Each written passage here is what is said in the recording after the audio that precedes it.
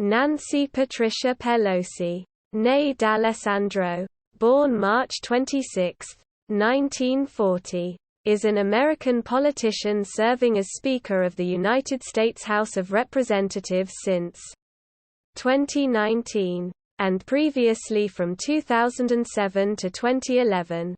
She has served as a U.S. Representative from California since 1987.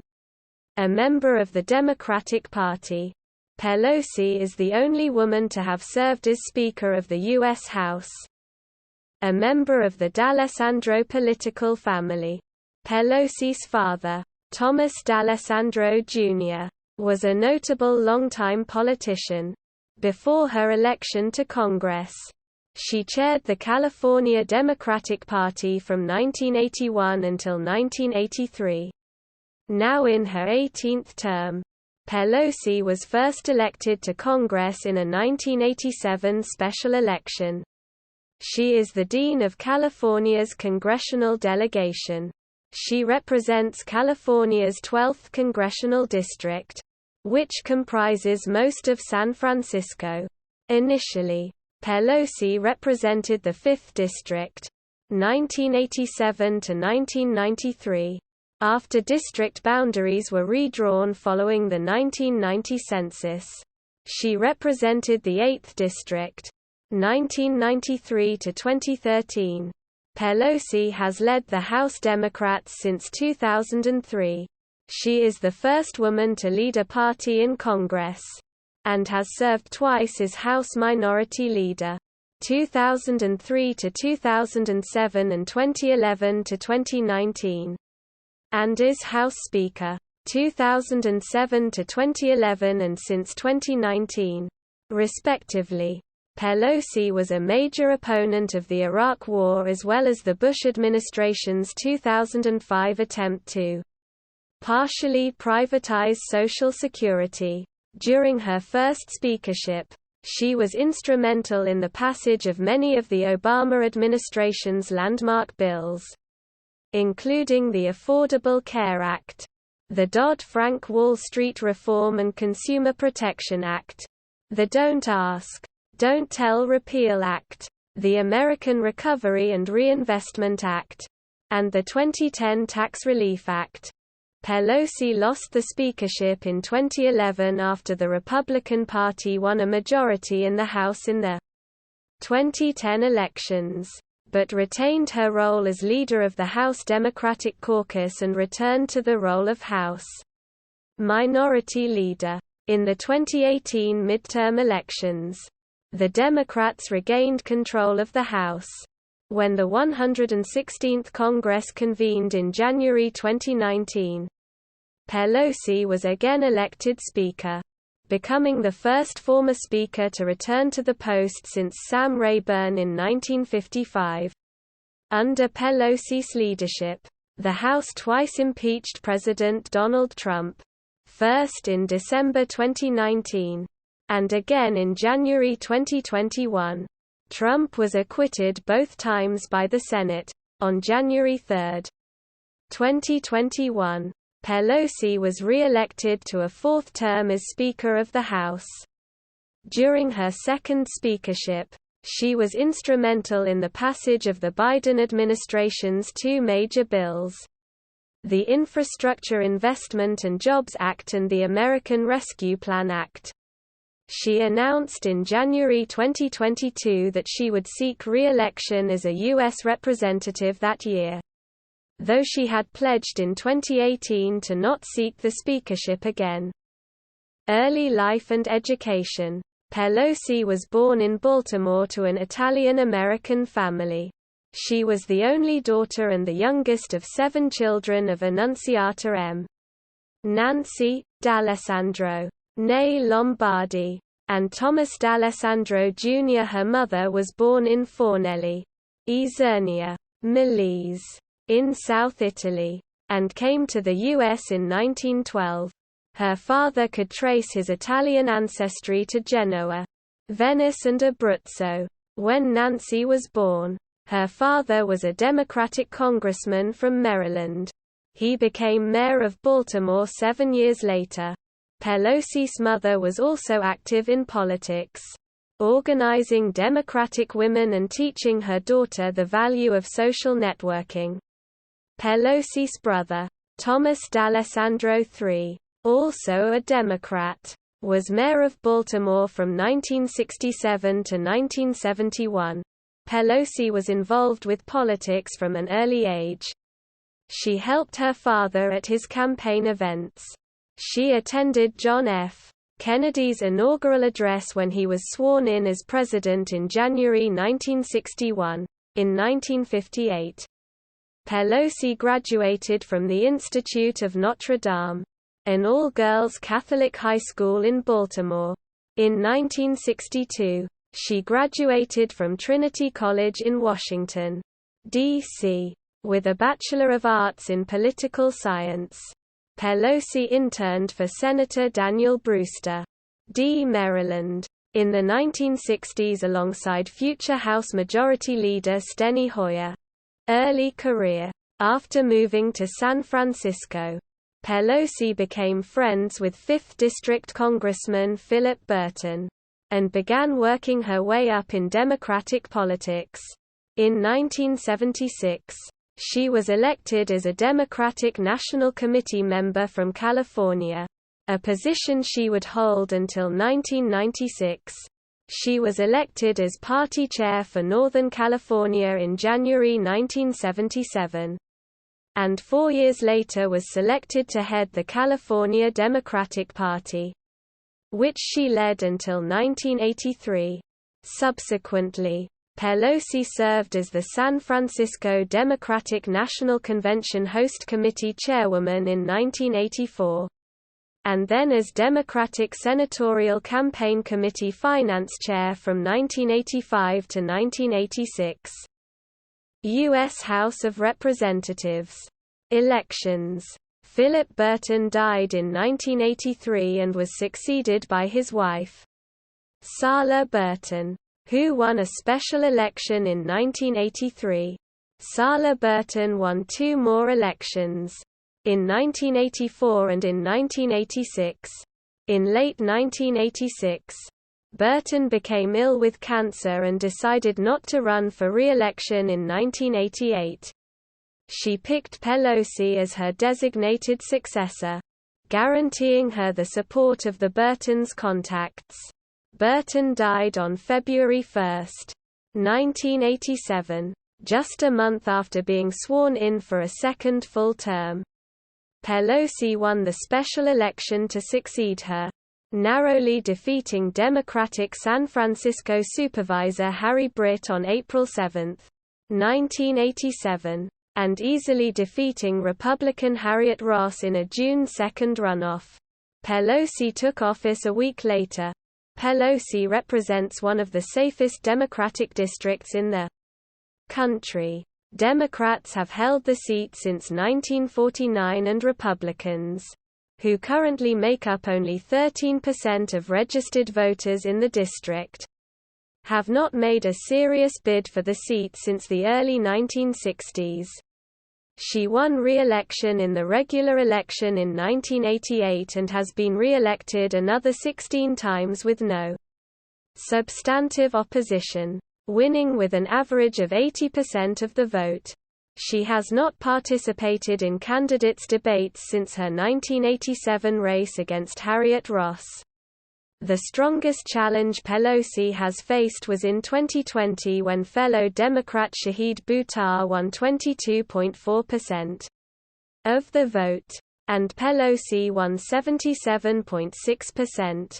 For the 2000 and 2002 election cycles, she held the distinction of contributing the most money among members of Congress to other congressional campaigns. Committee assignments. In the House, she served on the Appropriations and Intelligence Committees and was the ranking Democrat on the Intelligence Committee until her election as Minority Leader. Pelosi is a member of the House Baltic Caucus. Pre-speakership career. In March 1988, Pelosi voted in favor of the Civil Rights Restoration Act of 1987. as well as to override President Ronald Reagan's veto. In 2001, Pelosi was elected the House Minority Whip, second in command to Minority Leader Dick Gephardt of Missouri. She was the first woman in U.S. history to hold that post in 2002. After Gephardt resigned as Minority Leader to seek the Democratic nomination in the 2004 presidential election, Pelosi was elected to replace him, becoming the first woman to lead a major party in the House. First speakership, 2007 to 2011. Nomination. In the 2006 midterm elections, the Democrats took control of the House, picking up 30 seats. The change in control meant as House Minority Leader, Pelosi was widely expected to become Speaker of the House in the next Congress. On November 16, 2006, the Democratic caucus unanimously chose Pelosi as the Democratic candidate for Speaker.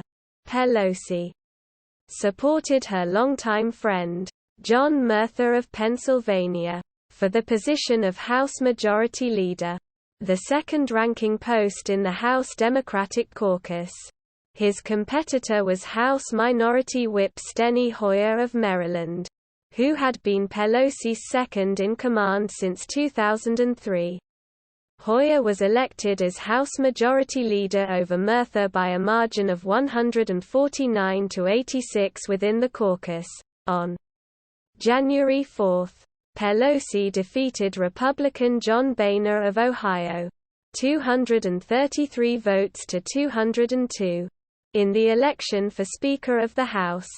Rahm Emanuel of Illinois, the incoming chairman of the House Democratic caucus, nominated Pelosi, and her longtime friend John Dingell of Michigan swore her in, as the Dean of the House of Representatives traditionally does. With her election, Pelosi became the first woman, the first Californian, and the first Italian-American to hold the speakership. She was also the second speaker from a state west of the Rocky Mountains. The first was Washington's Tom Foley, the last Democrat to hold the post before Pelosi. During her speech, she discussed the historical importance of being the first female to hold the position of Speaker. This is a historic moment for the Congress, and for the women of this country. It is a moment for which we have waited more than 200 years. Never losing faith. We waited through the many years of struggle to achieve our rights. But women weren't just waiting. Women were working. Never losing faith. We worked to redeem the promise of America, that all men and women are created equal, for our daughters and granddaughters. Today, we have broken the marble ceiling. For our daughters and our granddaughters. The sky is the limit. Anything is possible for them. She also said Iraq was the major issue facing the 110th Congress while incorporating some Democratic Party beliefs. The election of 2006 was a call to change. Not merely to change the control of Congress, but for a new direction for our country. Nowhere were the American people more clear about the need for a new direction than in Iraq. The American people rejected an open-ended obligation to a war without end. Tenure. As Speaker, Pelosi was still the leader of the House Democrats. The Speaker is considered to be the leader of their House caucus. However, by tradition, she did not normally participate in debate and almost never voted on the floor, though she had every right to do so as a full House member. She was also not a member of any House committees. Pelosi was re-elected as Speaker in 2009. During and after her first tenure as Speaker, Pelosi was perceived and/or characterized as a contentious political figure. Republican candidates frequently associated their Democratic opponents with her. At times, centrists Progressive candidates and incumbent Democrats all expressed opposition to her continued tenure. Social Security. Shortly after being re-elected in 2004, President George W. Bush claimed a mandate for an ambitious second-term agenda and proposed reforming Social Security by allowing workers to redirect a portion of their Social Security withholding into stock and bond investments.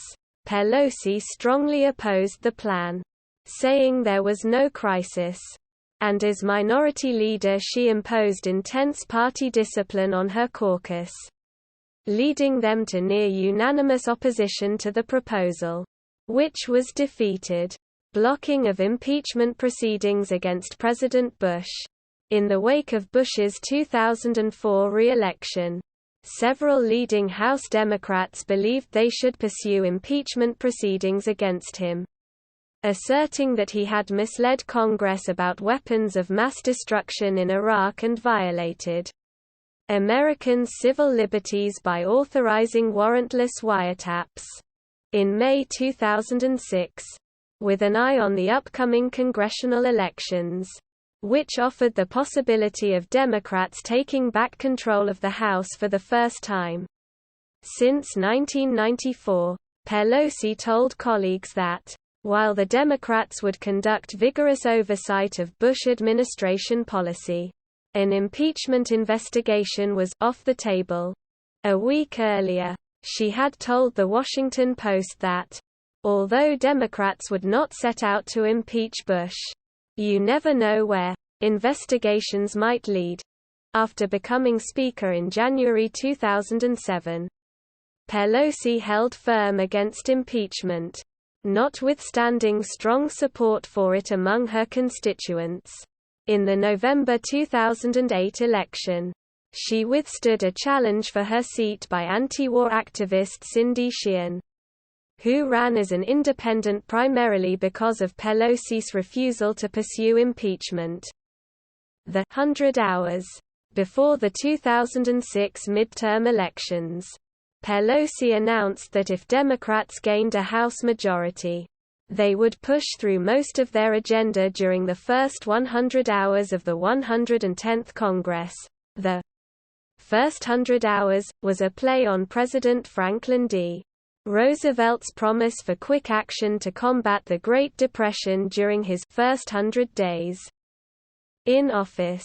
Newt Gingrich, who became Speaker of the House in 1995, had a similar 100-day agenda to implement the contract with America.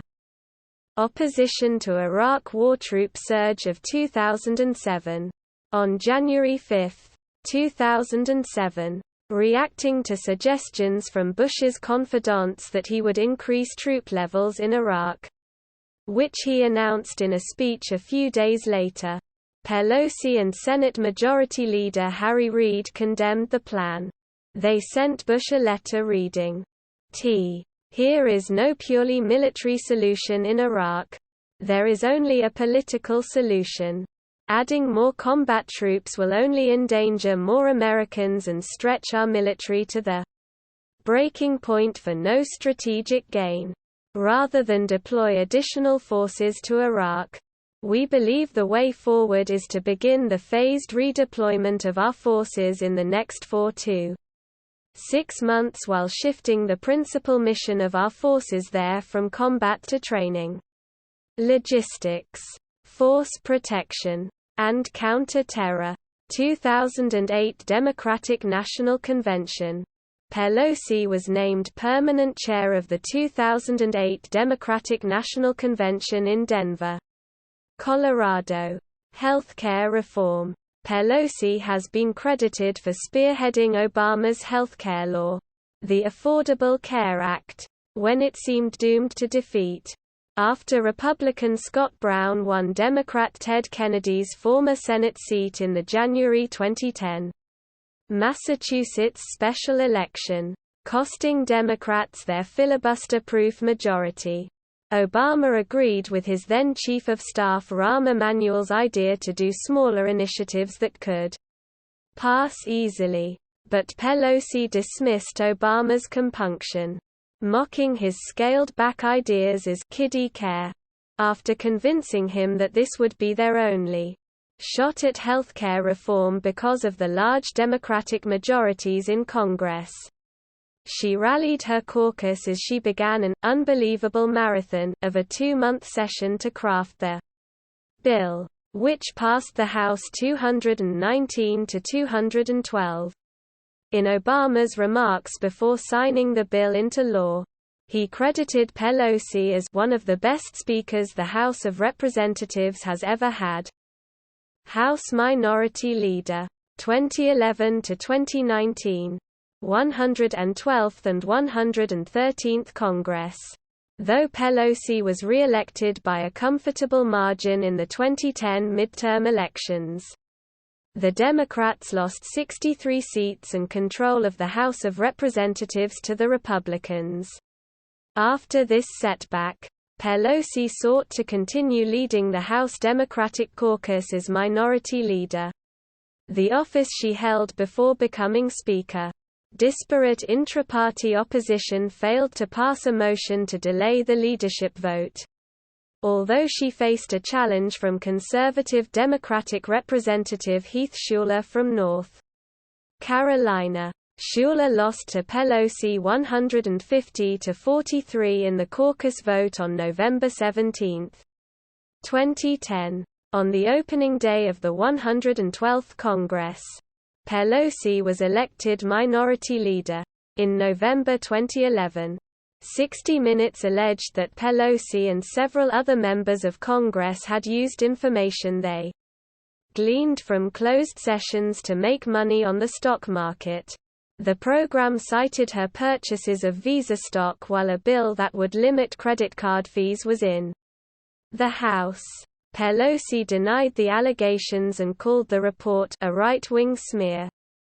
When the Stop Trading on Congressional Knowledge Act, or STOCK Act, was introduced the next year, she voted for it and lauded its passing. Of Representatives Louise Slaughter and Tim Waltz, who drafted the bill, Pelosi said they shined a light on a gaping hole in our ethics laws and helped close it once and for all. On November 14, 2012, she announced she would remain Democratic Leader, 114th and 115th Congress. In August 2016, Pelosi said that her personal contact information had been posted online following a cyber attack against top Democratic campaign committees, and she had received obscene and sick calls, voicemails and text messages. She warned members of Congress to avoid letting children or family members answer phone calls or read text messages. Prompted by colleagues after the 2016 presidential election, Tim Ryan initiated a bid to replace Pelosi as House Minority Leader on November 17, 2016. After Pelosi agreed to give more leadership opportunities to junior members, she defeated Ryan by a vote of 134 to 63 on November 30, in 2017. After Democrats lost 4 consecutive special elections in the House of Representatives, Pelosi's leadership was again called into question. In June 2017, Representative Kathleen Rice of New York and a small group of other House Democrats, including Congressional Black Caucus Chairman Cedric Richmond, held a closed-door meeting to discuss potential new Democratic leadership. Other House Democrats, including Ryan, Seth Moulton, and Fileman Vella, publicly called for new House leadership. In an interview, Rice said, "If you were talking about a company that was posting losing numbers, if you were talking about any sports team that was losing time and time again, changes would be made, right? The CEO out. The coach would be out and there would be a new strategy put in place." In a press conference, Pelosi defended her leadership, saying, I respect any opinion that my members have, but my decision about how long I stay is not up to them. When asked specifically why she should stay on as House Minority Leader after numerous Democratic seats were lost, she responded, "Well, I'm a master legislator. I am a strategic, politically astute leader. My leadership is recognized by many around the country.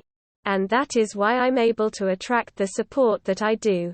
In November 2017, after Pelosi called for John Conyers' resignation over allegations of harassment, she convened the first in a series of planned meetings on strategies to address reforming workplace policies in the wake of national attention to sexual harassment.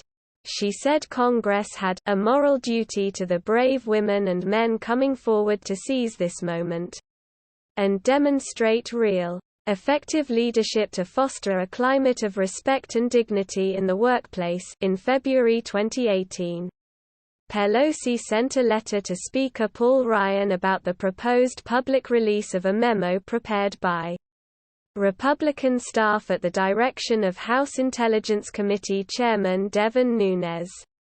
The memo attacked the Federal Bureau of Investigation for its investigation of Russian interference in the 2016 United States elections. Pelosi said the FBI and the Department of Justice had warned Nunes and Ryan that the memo was inaccurate and that its release could threaten national security by disclosing federal surveillance methods. She added that Republicans were engaged in a cover-up campaign to protect Trump. House Republicans' pattern of obstruction and cover-up to hide the truth about the Trump-Russia scandal represents a threat to our intelligence and our national security. The GOP has led a partisan effort to distort intelligence and discredit the U.S. law enforcement and intelligence communities. She charged Nunes with deliberately dishonest actions and called for his immediate removal from his position.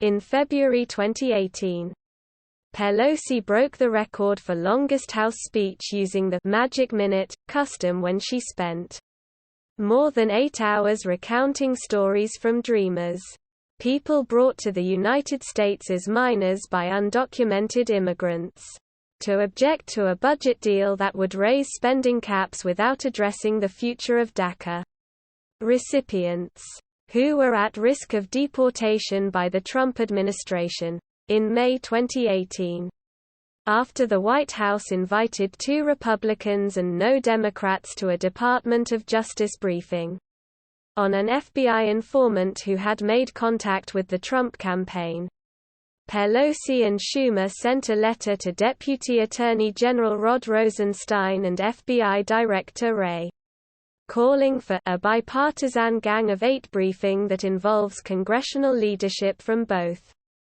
chambers. In August 2018, Pelosi called for Duncan D. Hunter's resignation after his indictment on charges of misusing at least $250,000 in campaign funds, saying the charges were evidence of the rampant culture of corruption among Republicans in Washington today. Second speakership. 2019–present. In the 2018 midterm elections, the Democrats regained a majority in the House. On November 28, House Democrats nominated Pelosi to once again serve as Speaker. She was re-elected to the speakership at the start of the 116th Congress on January 3, 2019. Pelosi clinched the speakership after weeks of whittling down opposition from some fellow Democrats seeking a new generation of leadership. The deal to win over holdouts put an expiration date on her tenure. She promised not to stay more than 4 years in the job. 220 House Democrats voted for Pelosi as Speaker and 15 for someone else or no one. On February 4, 2020, at the conclusion of Trump's State of the Union address, Pelosi tore up her official copy of it. Her stated reason for doing so was, because it was a courteous thing to do considering the alternatives. It was such a dirty speech. Trump and other Republicans criticized her for this. In December 2021, Pelosi announced her candidacy for re-election in 2022. 2018–2019 shutdown. At the start of the 116th Congress, Pelosi opposed Trump's attempts to use the 2018–2019 federal government shutdown, which she called a hostage-taking of civil servants, as leverage to build a substantial wall on the American border. She declined to allow Trump to give the State of the Union address in the House of Representatives chamber while the shutdown was ongoing, after several polls showed Trump's popularity sharply falling due to the shutdown. On January 25, 2019, Trump signed a stopgap bill to reopen the government without any concessions regarding a border wall for 3 weeks to allow negotiations on an appropriations bill. But he reiterated his demand for the border wall funding and said he would shut the government down again or declare a national emergency and use military funding to build the wall if Congress did not appropriate the funds by February 15. On February 15, Trump declared a national emergency in order to bypass Congress, after being unsatisfied with a bipartisan bill that had passed the House and Senate the day before. Impeachments of President Trump. On September 29, 2019, Pelosi announced the launch of an impeachment inquiry against Trump. On December 5, 2019, after the inquiry had taken place, Pelosi authorized the Judiciary Committee to begin drafting articles of impeachment. After hearings were held, 2 articles of impeachment were announced on December 10. The House of Representatives approved both articles on December 18, thereby formally impeaching Trump. On the eve of Trump's trial before the U.S. Senate, The Washington Post political writer Paul Kane called Pelosi the most powerful House Speaker in at least 25 years, noting that some historians were comparing her influence to that of former Speaker Sam Rayburn. The day after the January 6, 2021, storming of the United States Capitol, Pelosi demanded that Trump either resign or be removed from office through the clauses of Section 4 the 25th Amendment to the United States Constitution, threatening impeachment if this did not happen. On January 10, she issued a 24-hour ultimatum to Vice President Mike Pence that if he did not invoke the 25th Amendment, she would proceed with legislation to impeach Trump. On January 13, the House of Representatives voted to impeach Trump a second time. COVID-19 pandemic and response. Pelosi aided with the passage of the CARES Act. She attracted controversy when footage emerged in early September 2020 of her visiting a hair salon in San Francisco. This was contrary to regulations enforced at that time preventing service indoors. Criticized for hypocrisy by Trump and the owners of the salon, Pelosi described the situation as clearly a setup. Her stylist and other Democrats defended her political positions. Pelosi was a founding member of the Congressional Progressive Caucus, but left in 2003 after being elected House Minority Leader. Civil liberties and human rights. In 2001, she voted in favor of the USA Patriot Act, but voted against reauthorization of certain provisions in 2005. She voted against a constitutional amendment banning flag burning. Immigration. Pelosi voted against the Secure Fence Act of 2006. In June 2018, Pelosi visited a federal facility used to detain migrant children separated from their parents and subsequently called for the resignation of Department of Homeland Security Secretary Kirstjen Nielsen. In July, Pelosi characterized the compromise immigration bill by the Republicans as a deal with the devil, and said she had not had conversations with House Speaker Ryan about a legislative solution to the separation of families at the southern border. In April 2021, after southern border crossings peaked, House Republicans criticized Pelosi for saying that immigration under the Biden administration was on a good path. U.S. Customs and Border Protection reported that nearly 19,000 unaccompanied minors arrived in March. LGBT rights. Pelosi has long supported LGBT rights. In 1996, she voted against the Defense of Marriage Act, and in 2004 and 2006, she voted against the proposed federal marriage amendment, which would amend the United States Constitution to define marriage federally as being between one man and one woman, thereby overriding states' individual rights to legalize same-sex marriage. When the Supreme Court of California overturned the state's ban on marriage between same-sex couples in 2008, Pelosi released a statement welcoming the historic decision. She also indirectly voiced her opposition to California Proposition 8, a successful 2008 state ballot initiative which defined marriage in California as a union between one man and one woman. In 2012, Pelosi said her position on LGBT rights such as same-sex marriage grows from and reflects her Catholic faith. It also places her at odds with Catholic doctrine, which defines marriage as a union between one man and one woman. She said, "My religion compels me, and I love it for it, to be against discrimination of any kind in our country. And I consider the ban on gay marriage a form of discrimination. I think it's unconstitutional on top of that." Pelosi supports the Equality Act, a bill that would expand the Federal Civil Rights Act of 1964 to ban discrimination based on sexual orientation and gender identity. In 2019, she spoke in Congress in favor of the bill and called for ending discrimination against LGBT people. Pelosi also opposes Trump's transgender military ban.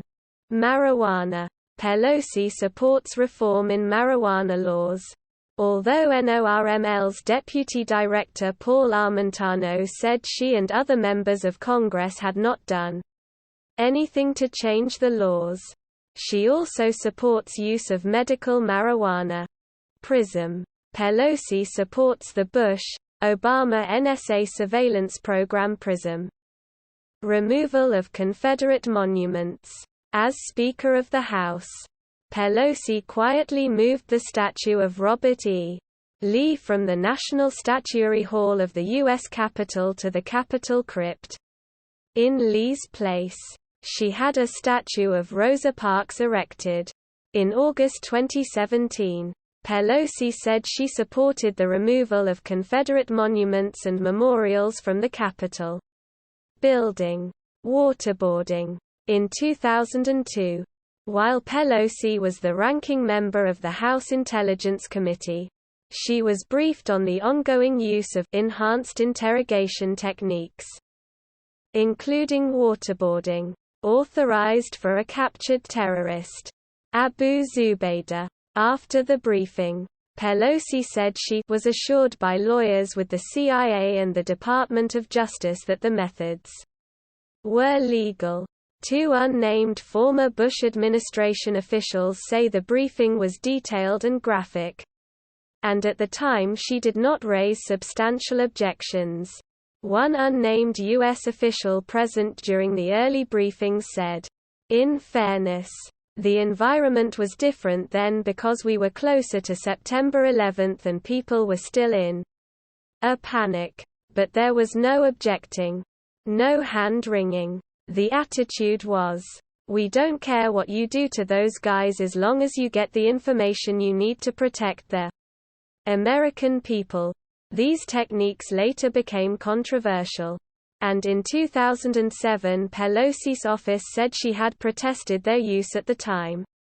And she concurred with objections raised by Democratic colleague Jane Harman in a letter to the CIA. In early 2003.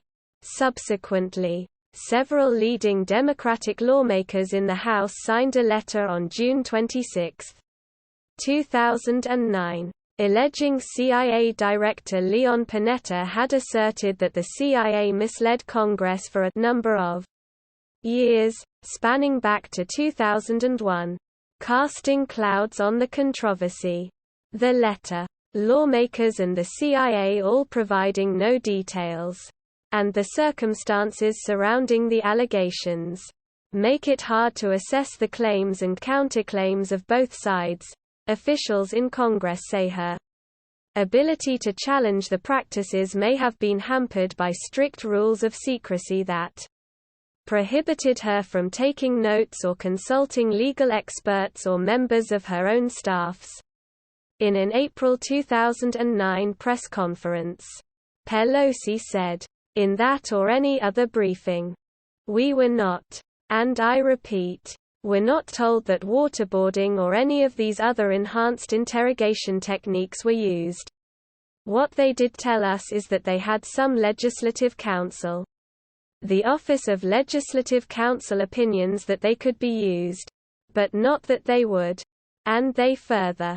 The point was that if and when they would be used, they would brief Congress at that time." Economy. Fiscal policy. Pelosi voted against the 1995 balanced budget proposed constitutional amendment, which passed the House by a 300 to 132 vote, but fell 2 votes short of the two-thirds supermajority required in the Senate, with 65 senators voting in favor. As Speaker of the House, she spearheaded the Fair Minimum Wage Act of 2007 as part of the 100-hour plan. The act raises the minimum wage in the United States and the territories of the Northern Marianas Islands and American Samoa. American Samoa was initially absent from the act, but it was included as part of H.R. 2206.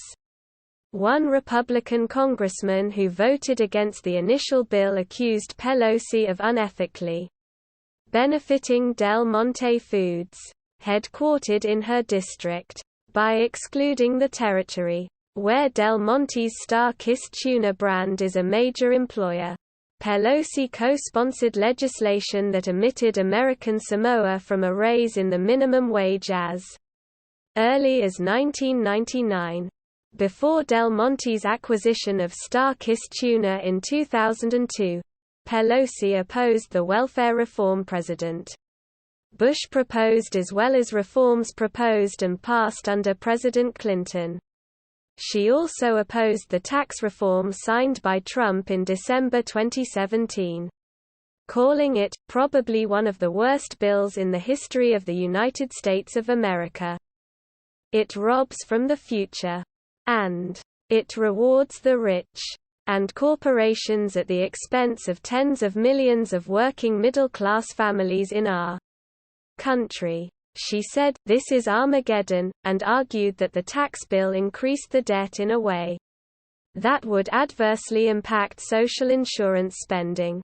In January 2018, shortly after the tax bill passed, a reporter asked Pelosi to respond to statements by companies crediting the tax cuts with allowing them to raise wages and give bonuses. She said that, given the benefits corporations received from the tax bill, the benefits workers got were crumbs. Most companies that awarded bonuses gave out payments of hundreds of dollars, while some gave bonuses significantly over $1,000. Infrastructure. In November 2018, Pelosi said she had spoken with Trump about infrastructure development, though he really didn't come through with it in his first 2 years in office. While it was a topic during his campaign, the subject had not been a partisan matter in Congress. She mentioned potential bipartisan legislative initiatives that would create good-paying jobs and will also generate other economic growth in their regions. On May 1, 2019, Pelosi and Schumer met with Trump about infrastructure funding.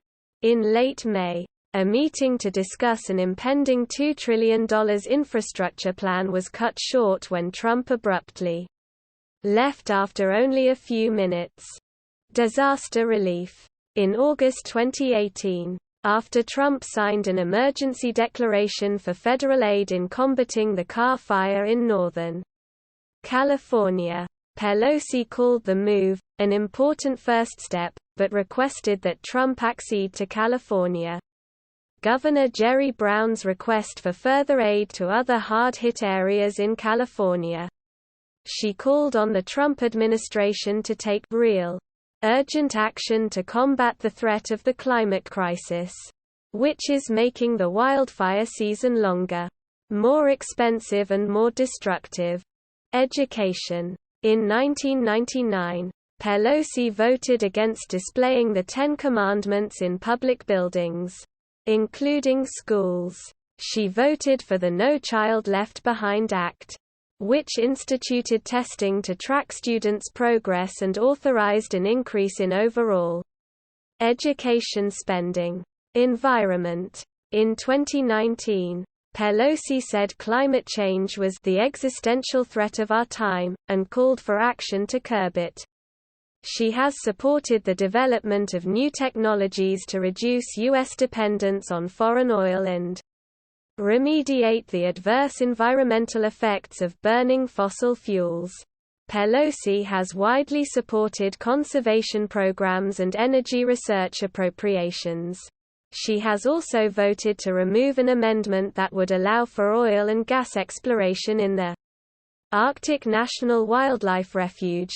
Pelosi has blocked efforts to revive offshore oil drilling in protected areas, reasoning that offshore drilling could lead to an increase in dependence on fossil fuels. Healthcare. Affordable Care Act. Pelosi was instrumental in passing the Patient Protection and Affordable Care Act of 2010. She was a key figure in convincing Obama to continue pushing for healthcare reform after the election of Massachusetts Senator Scott Brown in a January special election, a defeat seen as potentially fatal to Democratic reform efforts. After delivering 219 votes in the House for Obama's healthcare package, Pelosi was both praised and heckled as she made her way to Capitol Hill. Pelosi has voted to increase Medicare and Medicaid benefits. She does not endorse Senator Bernie Sanders's bill for single-payer healthcare. On March 10, 2017, Pelosi said Democrats would continue battling Republican efforts to repeal the Affordable Care Act, but would also be willing to form a compromise measure if Republicans reached out for support. She indicated her support for the Republican plan to expand health savings accounts and said the question of Republicans accepting an expansion of Medicaid was important. In September, Pelosi sent a letter to Democrats praising Senator John McCain for announcing his opposition to the latest Republican effort to repeal and replace the Affordable Care Act and called on lawmakers and advocacy groups alike to pressure Republicans in the healthcare discussion. She said Democrats would be unified in putting a stake in the heart of this monstrous bill. In July 2018, during a speech at Independence First, Pelosi said Democrats' goal has always been to expand coverage and to do so in a way that improves benefits. And we have to address the affordability issue that is so undermined by the Republicans. In November 2018, after Democrats gained a majority in the House in the midterm elections, she said, I'm staying as Speaker to protect the Affordable Care Act. That's my main issue. Because I think that's, again, about the health and financial health of the America's families. And if Hillary had won, I could go home. She added that Republicans had misrepresented their earlier position of opposition to covering people with pre-existing conditions during the election cycle and called on them to join Democrats in removing all doubt that the pre-existing medical condition is the law. The benefit is the law of the land. Abortion. Pelosi voted against the Partial Birth Abortion Ban Act of 2003 and earlier attempts at similar bans, and voted against the criminalization of certain situations where a minor is transported across state lines for an abortion. H.R. 748 passed. She has voted in favor of lifting the ban on privately funded abortions at overseas U.S. military facilities. H.R. 209 rejected. In favor of an amendment that would repeal a provision forbidding service women and dependents from getting an abortion in overseas military hospitals. H.R. 722 rejected. And in favor of stripping the prohibition of funding for organizations working overseas that use their own funds to provide abortion services, or engage in advocacy related to abortion services. H.R. 997 rejected. She also voted in favor of the 1998 abortion funding amendment, which would have allowed the use of district funds to promote abortion-related activities, but would have prohibited the use of federal funds. In 2008, she was rebuked by Archbishop Donald Wuerl of Washington, D.C., for being incorrect in comments she made to Tom Brokaw on Meet the Press concerning church teaching on the subjects of abortion of when a human life begins. The Archbishop's statement quoted Pelosi as saying the Church has not been able to define when life begins. During the interview she said, "Over the history of the Church, this, what constitutes the moment of conception, is an issue of controversy." In February 2009, Pelosi met with her bishop, Archbishop George Hugh Niederauer of San Francisco, and with Pope Benedict XVI regarding the controversy. Pelosi opposed the 2022 overturning of Roe v.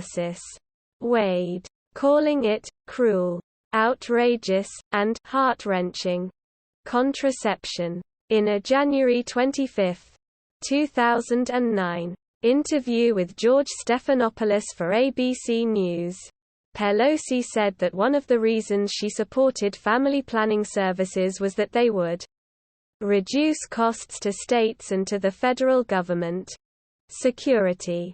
Gun laws. Pelosi stands in favor of increased background checks for potential gun owners, as well as the banning of assault weapons. In February 2013, she called for the boldest possible move on gun control, similar to a stance made just weeks earlier by former representative, mass shooting victim, and fellow gun control advocate Gabby Giffords. In 2012, she was given a 0% rating by Gun Owners of America and a 7% rating from the National Rifle Association for her stances on gun control. In February 2018, following the Stoneman Douglas High School shooting, Pelosi said Republicans cowering to the gun lobby was an assault on our whole country and that the victims were paying the price for our inaction. She requested House Speaker Ryan and Republicans take action via consideration of legislation expanding background checks or authorizing researchers to use federal dollars to examine public health as it relates to gun violence.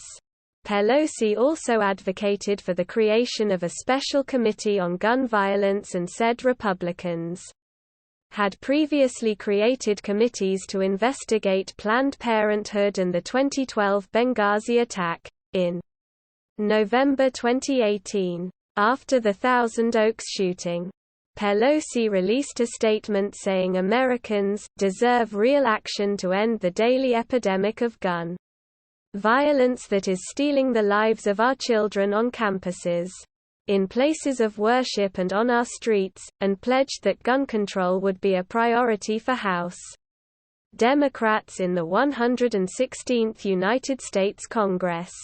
Military draft. With regard to Representative Charles Rangel's DNY plan to introduce legislation that would reinstate the draft, Pelosi said she did not support it. Use of government aircraft. In March 2009, The New York Post wrote that the conservative watchdog group Judicial Watch had obtained emails sent by Pelosi's staff requesting the United States Air Force (USAF) to provide specific aircraft, a Boeing 757, for Pelosi to use for taxpayer-funded travel. Pelosi responded that the policy was initiated by President Bush due to post-9/11 security concerns. Pelosi was third in line for presidential succession, and was initially provided for the previous Speaker Dennis Hastert. The Sergeant-at-Arms requested, for security reasons, that the plane provided be capable of non-stop flight, requiring a larger aircraft. The Pentagon said, no one has rendered judgment that Pelosi's use of aircraft is excessive. Trump presidency. During Donald Trump's presidency, Pelosi voted in line with the president's stated position 17.6% of the time. During a news conference on June 9, 2017, after a reporter asked her about tweets by President Donald Trump lambasting former FBI Director James Comey following Comey's testimony to the Senate Intelligence Committee, Pelosi said no one at the White House seemed courageous enough to tell Trump his tweets were beneath the dignity of the presidency and that she was worried about his fitness for office. In November, when asked about Democrats beginning the impeachment process against Trump in the event they won a majority of seats in the 2018 elections, Pelosi said it would not be one of their legislative priorities but that the option could be considered if credible evidence appeared during the ongoing investigations into Russian interference in the 2016 election. In January 2018, Pelosi referred to Trump's 2018 State of the Union address as a performance without serious policy ideas the parties could collaborate on. She questioned Trump's refusal to implement Russian sanctions after more than 500 members of Congress voted to approve them.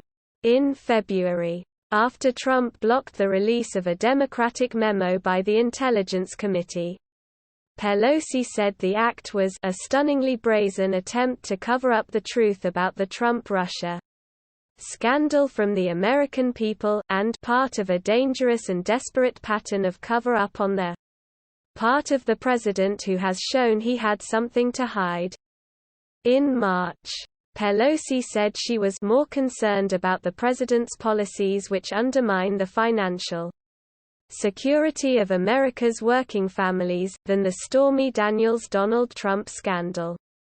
Pelosi did note the scandal as having highlighted a double standard of Republicans on issues of family values and expectations of presidential behavior, saying the party would be very involved if the event was happening to a Democrat. In April, following Scooter Libby being pardoned by Trump, Pelosi released a statement saying the pardon sends a troubling signal to the president's allies that obstructing justice will be rewarded and that the idea of those who lie under oath being granted a pardon poses a threat to the integrity of the special counsel investigation and to our democracy. On August 15, after Trump revoked the security clearance of former CIA Director John Brennan. Pelosi said the move was a stunning abuse of power and a pathetic attempt to silence critics, and an attempt by Trump to distract attention from other issues of his administration. Pelosi and Charles E. Schumer met with Trump and Pence in December 2018 to discuss changes to be made when the new Democratic representatives takes office in 2019. In January 2019, she supported President Trump in his decision to back the leader of the opposition, Juan Guaidó, during Venezuelan protests and constitutional crisis.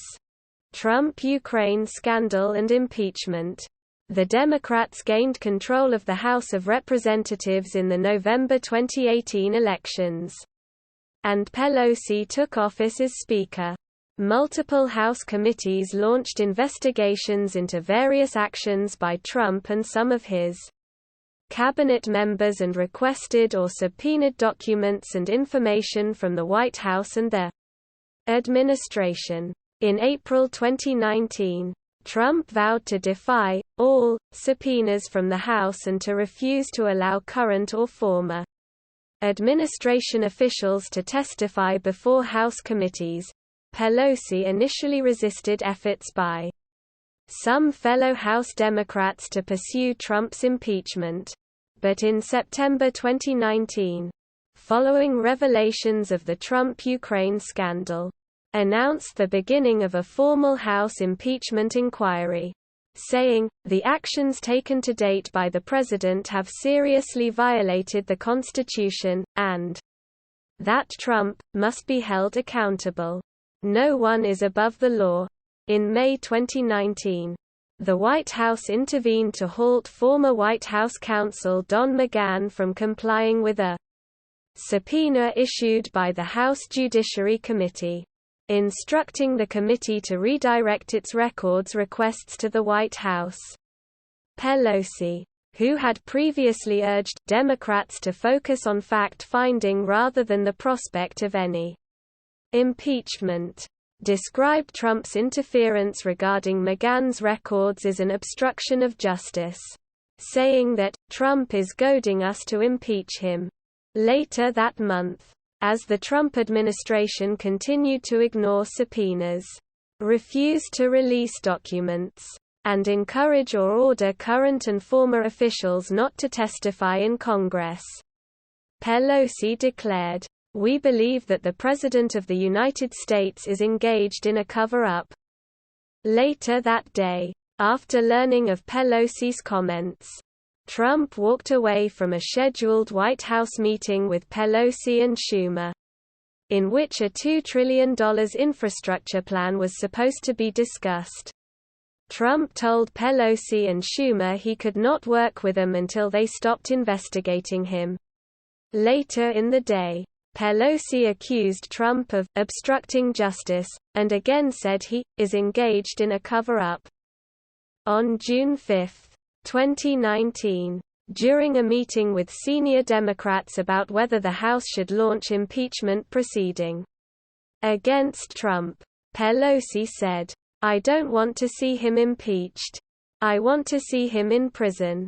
According to multiple sources, rather than impeachment, she wants to see Trump lose to a Democrat in the 2020 election, following which he could be prosecuted. The House impeachment inquiry focused on efforts by Trump and Trump administration officials to pressure the government of Ukraine to smear former Vice President Joe Biden, a political rival of Trump's, while withholding $400 million in U.S. military aid and a White House visit from Ukraine. The inquiry also examined Trump's request in a July 2019 phone call to Ukrainian President Volodymyr Zelensky to "do us a favor" and investigate Biden. On December 18, 2019, the House voted nearly along party lines to impeach Trump for abuse of power, 230 to 197, and obstruction of Congress, 229 to 198, making him the third president in U.S. history to be impeached. Pelosi said, when opening debate on the articles of impeachment, "If we do not act now, we would be derelict in our duty. It is tragic that the president's reckless actions make impeachment necessary. He gave us no choice." Pelosi initially did not transmit the articles of impeachment to the Republican-controlled Senate for trial, seeking to negotiate an agreement with Senate Majority Mitch McConnell for the Senate to hear witness testimony and other additional evidence as part of a bid for a full and fair trial. McConnell rejected these efforts, and the House transmitted the articles to the Senate on January 15, 2020, with Pelosi naming 7 Democratic representatives, led by Representative Adam Schiff, as the House manages to argue the impeachment case against Trump in the Senate. As expected, the Senate ultimately acquitted Trump in a nearly party-line vote in which every Democrat voted for conviction and all but one Republican, Senator Mitt Romney, voting for acquittal. Ahead of the Senate vote, Pelosi said that, irrespective of the outcome, the president has been impeached forever. That the impeachment process had successfully pulled back a veil of behavior totally unacceptable to our founders, and that the public will see this with a clearer eye, an unblurred eye. Following the Senate vote, Pelosi criticized Trump and Senate Republicans, saying their actions had normalized lawlessness and rejected the system of checks and balances. Following the Senate vote, Trump claimed vindication and criticized Democrats, the FBI, and Pelosi. In a speech at the National Prayer Breakfast, Trump referred to Pelosi as a horrible person and questioned her religious faith. Pelosi said these remarks were particularly without class. Before Trump's February 4, 2020 State of the Union address, the day before the Senate impeachment vote, Trump and Pelosi exchanged mutual snubs. Trump refused to shake Pelosi's outstretched hand, and Pelosi tore up her copy of Trump's speech. Her stated reason for doing so was, because it was a courteous thing to do considering the alternatives. It was such a dirty speech. Pelosi also said Trump's speech had no contact with reality whatsoever, and suggested the president appeared a little sedated during the address. Pelosi's action was criticized by Trump and others. Days after the Senate impeachment vote, Trump fired 2 officials who had testified against him during the impeachment inquiry.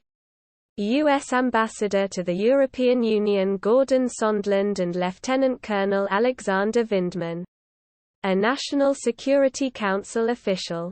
Pelosi called the firing of Vindman a shameful and clear and brazen act of retaliation that showcases the president's fear of the truth, saying that history will remember Lieutenant Colonel Vindman as an American hero. Commission to consider use of 25th Amendment. On October 8, 2020, Pelosi announced that legislation was being introduced in the House of Representatives to advance the creation of a commission to allow the use of the 25th Amendment to the Constitution to intervene and remove Trump from executive duties. Biden presidency. As of January 2022, Pelosi had voted in line with Joe Biden's stated position 100% of the time. Foreign affairs. China.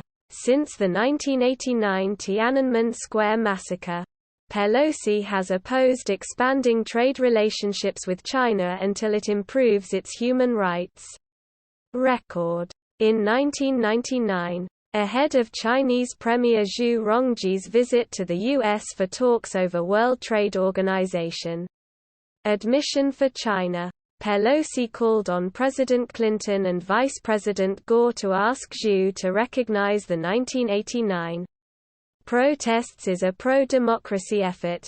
In 2008, after a meeting with the Dalai Lama and officials in the Tibetan government in exile, Pelosi criticized the People's Republic of China for its handling of the unrest in Tibet. Addressing a crowd of thousands of Tibetans in Dharamshala, India, Pelosi called on freedom-loving people worldwide to denounce China for its human rights abuses in Tibet. The same year, Pelosi commended the European Parliament for its bold decision to award the Sakharov Prize for freedom of thought to Chinese dissident and human rights activist Hu Jia, and called upon the Chinese government to immediately and unconditionally release Hu Jia from prison and to respect the fundamental freedoms of all the people in China. Pelosi criticized the imprisonment of Hong Kong democracy activists in August 2017 for their roles in a protest at the Civic Square in front of the central government complex in Hong Kong. She called the ruling an injustice that should shock the conscience of the world. Before the Trump administration took concrete measures against China in late March 2018, Pelosi and other Democratic leaders pressed Trump to focus more on China and impose real punishments, such as fulfill his own campaign commitments to label China a currency manipulator and stop China from pressuring U.S. tech companies into giving up intellectual property rights. Pelosi urged Trump to take a strong stand against unfair market barriers in China. In September 2019, Pelosi met with Hong Kong pro-democracy activist Joshua Wong on Capitol Hill. Chinese media responded by accusing Pelosi of backing and encouraging radical activists on the eve of the 2022 Winter Olympics in Beijing. Pelosi advised American athletes competing, "I would say to our athletes, you're there to compete. Do not risk incurring the anger of the Chinese government, because they are ruthless." Colombia. Pelosi publicly scolded Colombian President Álvaro Uribe during Uribe's May 2007 state visit to America. Pelosi met with Uribe and later released a statement that she and other members of Congress had expressed growing concerns about the serious allegations of links between paramilitary groups and Colombian government officials. Pelosi also came out against the Colombian Free Trade Agreement. Cuba. In 2008, Pelosi said, "For years, I have opposed the embargo on Cuba. I don't think it's been successful. And I think we have to remove the travel bans and have more exchanges. People-to-people exchanges with Cuba."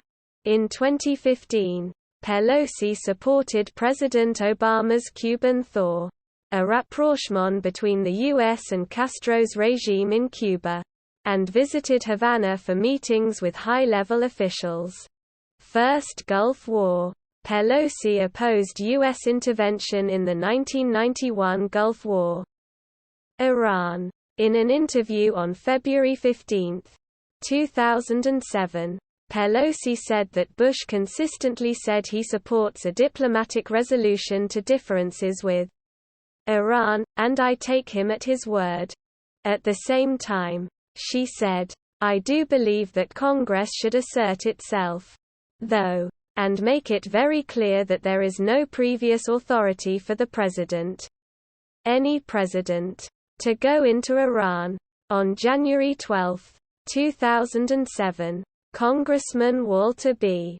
Jones of North Carolina introduced a resolution requiring that, absent a national emergency created by an attack, or a demonstrably imminent attack, by Iran upon the United States or its armed forces, the President must consult with Congress and receive specific authorization prior to initiating any use of military force against Iran.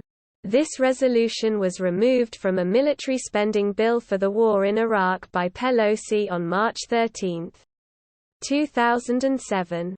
In July 2015, Pelosi said she was convinced Obama would have enough votes to secure the Iran nuclear deal, crediting the president with having made a very strong and forceful presentation of his case, supporting the nuclear agreement with Iran, and called the deal a diplomatic masterpiece in 2016.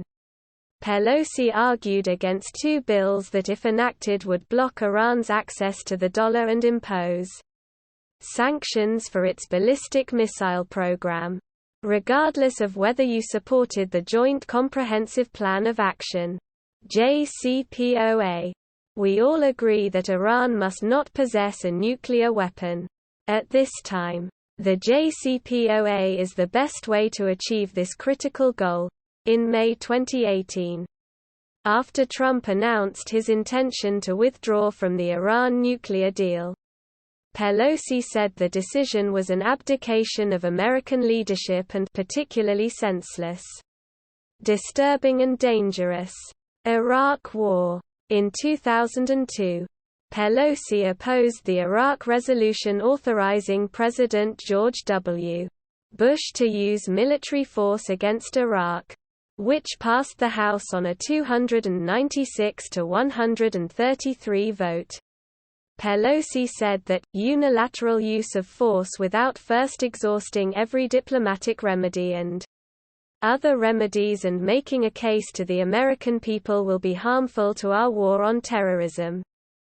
In explaining her opposition to the resolution, Pelosi said CIA Director George Tenet had told Congress the likelihood of Saddam Hussein's launching an attack on the U.S. using weapons of mass destruction was low, saying, "This is about the Constitution, it is about this Congress asserting its right to declare war when we are fully aware what the challenges are to us.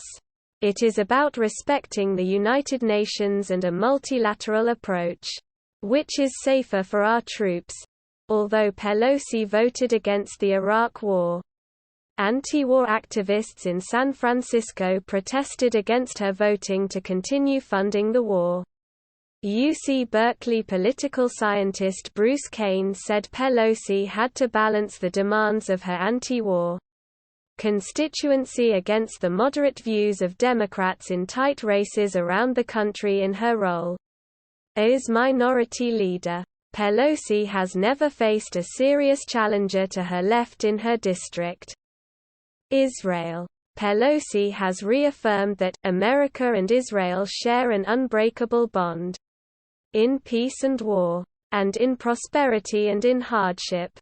She has emphasized that a strong relationship between the United States and Israel has long been supported by both Democrats and Republicans. America's commitment to the safety and security of the State of Israel is unwavering. However, the war in Iraq has made both America and Israel less safe. Pelosi's voting record shows consistent support for Israel. Pelosi voted in favor of the Jerusalem Embassy Act of 1995, which urged the federal government to relocate the American embassy in Israel to Jerusalem. Before the 2006 elections in the Palestinian Authority, she voted for a congressional initiative that disapproved of participation in the elections by Hamas and other organizations the legislation defined as terrorist. She agrees with the current U.S. stance in support of Land for Peace. She has applauded Israeli, hopeful signs of offering land while criticizing Palestinian threats of not demonstrating peace in turn. Pelosi has said, if the Palestinians agree to coordinate with Israel on the evacuation, establish the rule of law, and demonstrate a capacity to govern, the world may be convinced that finally there is a real partner for peace. During the 2006 Lebanon war, Pelosi voted in favor of Resolution 921, Seizure of Israeli soldiers by Hezbollah terrorists was an unprovoked attack, and Israel has the right, and indeed the obligation, to respond. She argues that organizations and political bodies in the Mideast like Hamas and Hezbollah have a greater interest in maintaining a state of hostility with Israel than in improving the lives of the people they claim to represent. Pelosi asserts that civilians on both sides of the border have been put at risk by the aggression of Hamas and Hezbollah, in part for their use of civilians as shields by concealing weapons in civilian areas. In September 2008, Pelosi hosted a reception in Washington with Israeli Speaker of the Knesset Dalia Itzik, along with 20 members of Congress, where they toasted the strong friendship between Israel and the United States. During the ceremony, Pelosi held up replica dog tags of the 3 Israeli soldiers captured by Hezbollah and Hamas in 2006 and said she keeps them as a symbol of the sacrifices made. Sacrifices far too great by the people of the State of Israel. Pelosi supported Israel in the 2014 Israel-Gaza conflict. In March 2018, Pelosi said, "There is no greater political accomplishment in the 20th century than the establishment of the State of Israel." Pelosi condemned Rep. Ilhan Omar of Minnesota for posting controversial tweets related to Jews and Israel. In March 2019, she said, "Israel and America are connected now and forever. We will never allow anyone to make Israel a wedge issue." In January 2017, Pelosi voted against a House resolution that would condemn the UN Security Council Resolution 2334. This UN Security Council resolution called Israeli settlement building in the occupied Palestinian territories in the West Bank a flagrant violation of international law and a major obstacle to peace. She condemned the boycott, divestment, and sanctions (BDS) movement targeting Israel. Pelosi has voiced heavy criticism over Israel's plan to annex parts of the West Bank and the Jordan Valley. She said Israeli annexation would undermine U.S. national security interests. Pelosi said that Democrats are taking a great pride in Barack Obama's Memorandum of Understanding (MOU) that Israel signed with the Obama administration in 2016, for a guarantee of $38 billion in defense assistance over a decade. North Korea. Nancy Pelosi is one of the few members of Congress to have traveled to North Korea. She has expressed concern about the danger of nuclear proliferation from the North Korean regime, and the ongoing problems of hunger and oppression imposed by that country's leadership. In August 2017, following Trump's warning that North Korea will be met with fire and fury like the world has never seen in the event of further threats to the United States, Pelosi said the comments were recklessly belligerent and demonstrate a grave lack of appreciation for the severity of the North Korean nuclear situation. His saber-rattling and provocative, impulsive rhetoric erode our credibility. In November 2017, after the Pentagon sent a letter to lawmakers stating a ground invasion was the only way to destroy all North Korea's nuclear weapons without concern for having missed any, Pelosi said she was concerned about Pyongyang selling nuclear technology to third parties and called for the United States to exhaust every other remedy in June 2018. After Trump praised North Korean leader Kim Jong-un, Pelosi said in a statement, "In his haste to reach an agreement, President Trump elevated North Korea to the level of the United States while preserving the regime's status quo." Russia. In December 2017, Pelosi wrote a letter to Speaker Paul Ryan advocating for the continued House investigation into Russian interference in the 2016 election on the grounds that Americans deserved a comprehensive and fair investigation into Russia's attack, and America's democracy and national security being at stake.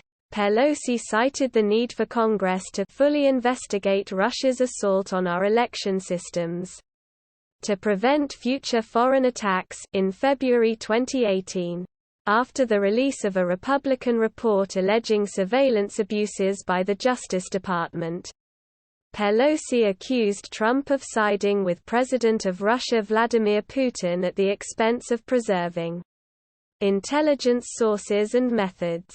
In July, Pelosi asserted that Trump was afraid to mention the 12 indictments against people connected to the intelligence community in Russia during his meeting with Putin and questioned what intelligence the Russians had on Trump to cause his behavior. She said Putin would not be welcomed by Congress even if he visited Washington as a result of his actions. Putin's ongoing attacks on our elections and on Western democracies and his illegal actions in Crimea and the rest of Ukraine deserve the fierce, unanimous condemnation of the international community. Not a VIP ticket to our nation's capital. She called for House Speaker Ryan to make clear that there is not, and never will be, an invitation for a thug like Putin to address the United States Congress, on multiple occasions. Pelosi said of Trump, "With him, all roads lead to Putin, including with regard to the Trump-Ukraine scandal, a lack of action against the alleged Russian bounty program, and Trump's incitement of the storming of the Capitol, Syria, Libya, and Afghanistan." Pelosi supports the Syria Accountability Act and Iran Freedom and Support Act. In a speech at the AIPAC 2005 annual conference, Pelosi said that, for too long, leaders from both parties haven't done enough to put pressure on Russia and China, who are providing Iran with technological information on nuclear issues and missiles.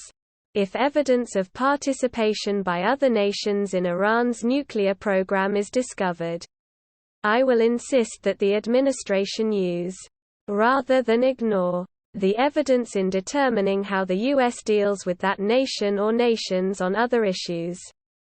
In April 2007, Pelosi visited Syria, where she met Foreign Minister Walid Muallim, Vice President Farouk al-Sharar and President Bashar al-Assad. Despite President Bush's efforts to isolate Syria, because of militants crossing from Syria into Iraq, and supporting Hezbollah and Hamas. During her visit, she conveyed Israeli Prime Minister Ehud Olmert's message for peace, and toured in al-Hamidiyya Souk, and the Umayyad Mosque. Pelosi supported the NATO-led military intervention in Libya in 2011. She also favored arming Syria's rebel fighters. In January 2019, Pelosi criticized President Trump's planned withdrawal of U.S. troops from Syria and Afghanistan. She called Trump's announcement a Christmas gift to Vladimir Putin. In an October 2019 letter to Democratic caucus members, Pelosi wrote that both parties were condemning President Trump's deserting the U.S.'s Kurdish allies. In a foolish attempt to appease an authoritarian strongman, Recep Tayyip Erdogan of Turkey, and opined that the decision poses a dire threat to regional security and stability, and sends a dangerous message to Iran and Russia, as well as our allies, that the United States is no longer a trusted partner. Later that month, she visited Jordan to discuss the Syrian situation with King Abdullah II. Afterwards, she went to Afghanistan, where she met President Ashraf Ghani and Chief Executive Officer Abdullah Abdullah. and she was also briefed by U.S. diplomats on reconciliation efforts with the Taliban. Turkey. In mid-October 2007.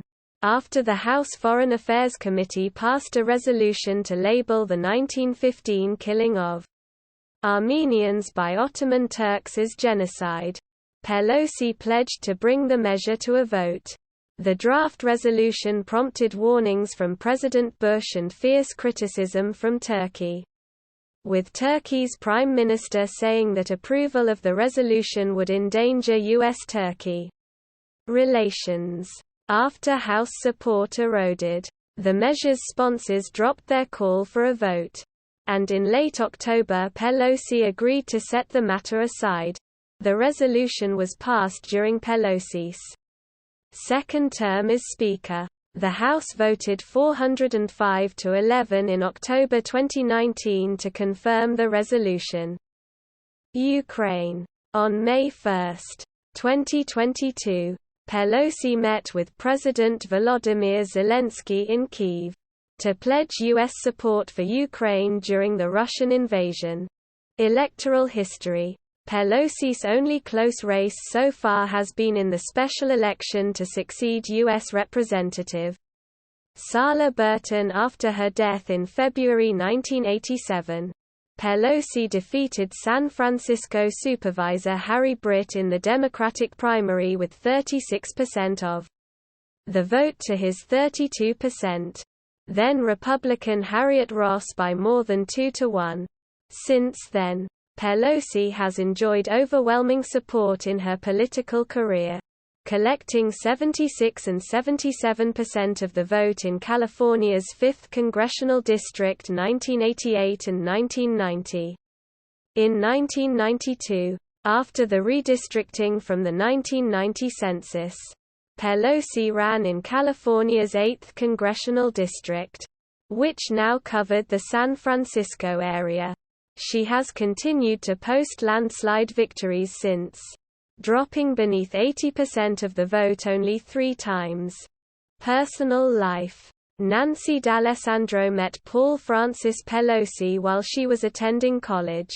They married in Baltimore at the Cathedral of Mary Our Queen on September 7, 1963. They moved to New York after they wed. Then moved to San Francisco in 1969. Where Paul's brother Ronald Pelosi was a member of the City and County of San Francisco's Board of Supervisors. Nancy and Paul Pelosi have 5 children, including Christine and Alexandra, and 9 grandchildren. Alexandra, a journalist, covered the Republican presidential campaigns in 2000 and made a film about the experience, Journeys with George. In 2007, Christine published a book, Campaign Boot Camp: Basic Training for Future Leaders. Pelosi resides in the Pacific Heights neighborhood of San Francisco. Her 2016 financial disclosure report lists among her assets a combined home and vineyard in St. Helena, California, 2 commercial buildings in San Francisco, and a townhouse in Loomis, California. In January 2021, her San Francisco home was vandalized with graffiti. Messages of "See and sell rent" were left on her garage, along with fake blood and a severed pig's head. Financial status. The nonpartisan Open Secrets estimated in 2009 that Pelosi's average net worth was approximately $58 million, ranking her 13th among 25 wealthiest members of Congress. In 2014, Open Secrets reported Pelosi's average net worth almost doubled to approximately $101 million. Ranking her 8th out of the 25 wealthiest members of Congress. Business Insider reported that Pelosi's worth was $26.4 million in 2012 and made her the 13th richest member of Congress.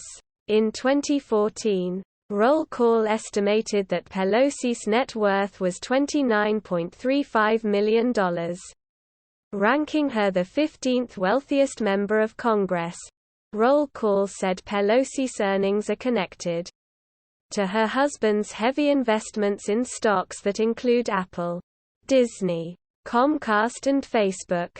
Roll Call reported that the couple have $13.46 million in liabilities, including mortgages on 7 properties. According to Roll Call, Pelosi and her husband hold properties, worth at least $14.65 million, including a St. Helena vineyard in Napa Valley worth at least $5 million and commercial real estate in San Francisco. As of 2021, Pelosi's net worth was valued at $120 million, making her the 6th richest person in Congress. According to journalist Glenn Greenwald, the Pelosis have traded $33 million worth of tech stocks over the past 2 years, including Apple, Amazon, Microsoft, Facebook, and Google stocks. In May and June 2021, Pelosi's husband purchased stocks in tech companies such as Alphabet, Amazon, and Apple, netting a gain of $5.3 million.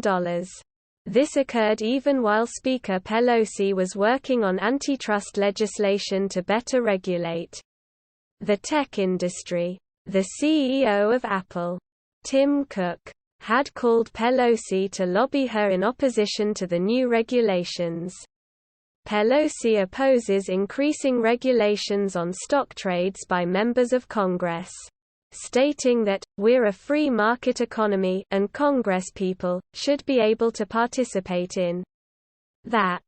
This comment drew strong criticism, including from Democrats who favor banning stock trades by members of Congress. Involvement in Italian-American community. Pelosi is a board member of the National Organization of Italian-American Women. She served for 13 years as a board member of the National Italian-American Foundation, NIAF. In 2007, she received the NIAF Special Achievement Award for Public Advocacy and remains involved in the Foundation Holy Communion. On May 20, 2022, the San Francisco Archbishop, Salvatore Cordile I, announced that Pelosi would be barred from receiving Holy Communion because of her support of pro-choice abortion policies. Cordile I had communicated his concerns on April 7, 2022, writing, "Should you not publicly repudiate your advocacy for abortion rights, or else refrain from referring to your Catholic faith in public and receiving Holy Communion, I would have no choice but to make a declaration, in keeping with Canon 915, that you are not to be admitted to Holy Communion." On June 29, 2022, Pelosi received communion at a papal mass presided over by Pope Francis in Rome at St. Peter's Basilica. Honors and decorations. Italy Knight Grand Cross of the Order of Merit of the Italian Republic on June 2, 2007. Officer on June 2, 2001. Japan Grand Cordon of the Order of the Rising Sun on April 29, 2015. Ukraine Third Class Order of Princess Olga on April 30, 2022. In 2006, she was named Barbara Walters' Most Fascinating Person of the Year. In 2013, Pelosi was inducted into the National Women's Hall of Fame. She has been listed numerous times on Forbes' list of the world's 100 most powerful women, including being ranked 11th in 2010, 26th in 2014 and 3rd in 2019. She received the Four-Mother Award from National Center for Health Research in 2016. She was granted an honorary doctorate of law degree by Mount Holyoke College on May 20. 2018. She was an honoree at the 2019 VH1 Trailblazer Honors. Pelosi was selected for the inaugural 2021 Forbes 50 Over 50. A list of notable entrepreneurs, leaders, scientists and creators over age 50. See also, Electoral history of Nancy Pelosi. Know your power. List of female speakers of legislatures in the United States. Women in the United States House of Representatives. References. Further reading. External links. Office of the Speaker official website. Congresswoman Nancy Pelosi official U.S. House website. Nancy Pelosi for Congress website.